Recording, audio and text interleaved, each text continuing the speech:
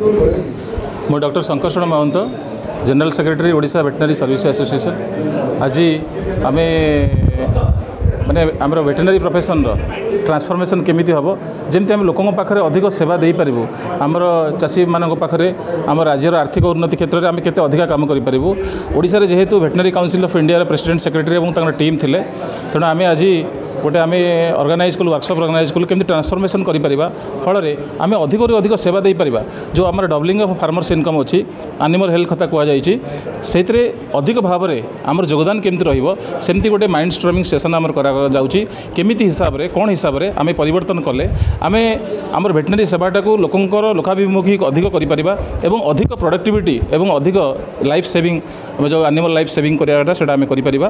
कहीं मेन जिनस हूँ आपंकर human life definitely animal life उपर निर्भरशील ह्यूमन हेल्थ एनिमल हेल्थ उपर निर्भरशील।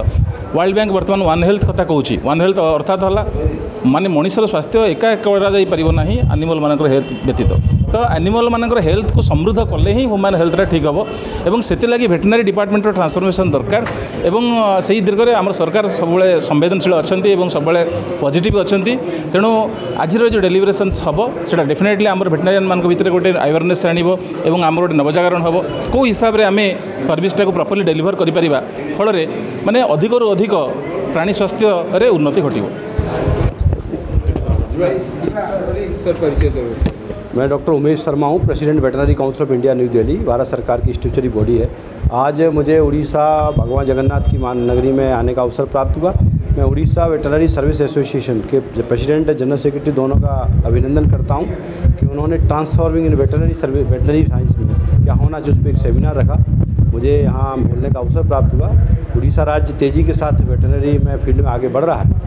कुछ बातें हैं कि वेटनरी हॉस्पिटल्स हैं उनको ठीक करने की बात है और हमारे यूनिवर्सिटी वेटनरी की यहाँ होना चाहिए। इस प्रकार की चर्चा जब वेटनरी डॉक्टर्स के बीच में हुई है, मुझे लगता है कि भारत की अर्थव्यवस्था में वेटनरियंस का वेटनरी डॉक्टर्स का भी बहुत बड़ा योगदान है क्योंकि इस देश में 12 लाख करोड़ की GDP 12 लाख करोड़ का रुपए का हिस्सा है GDP में, जिसमें 8 लाख करोड़ दूध पैदा होता है भारत में। दुनिया में भारत सबसे बड़ा दूध उत्पादक है। एक समय था भारत में दूध की बहुत कमी थी, लेकिन ये देश के वेटनरियन का और प्रभाव है कि उन्होंने काम करके ब्रीडिंग करके हेल्थ एनिमल हेल्थ में काम करके इसको काम को आगे बढ़ाया है। आने वाले समय में नई टेक्नोलॉजी आ रही है और हमारे वेटनरी हॉस्पिटल हैं खासकर उनकी स्थिति सुधरे, उनमें अच्छे अच्छे इंस्ट्रूमेंट आएँ और जो टेक्नोलॉजी है नई नीचे से जल्दी जाए, ये प्रयास होना चाहिए। और इसके लिए भारत सरकार और राज्य सरकार दोनों मिलकर काम कर रहे हैं। और हम लोग यहाँ 2 दिन रहने वाले हैं जिसमें हम जो शिक्षा का पाठ्यक्रम है उसको बदलने का प्रस्ताव है, उस पर चर्चा हो रही है। नया पाठ्यक्रम हम लोग चेंज कर रहे हैं। Council of India from Delhi,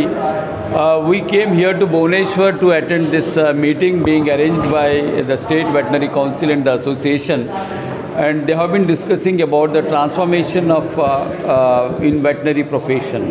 So in this regard, we have been deliberating what is the strength and our capacities in the veterinary front with regard to transforming our facilities, our services for the needy farmers and the valuable livestock of this country.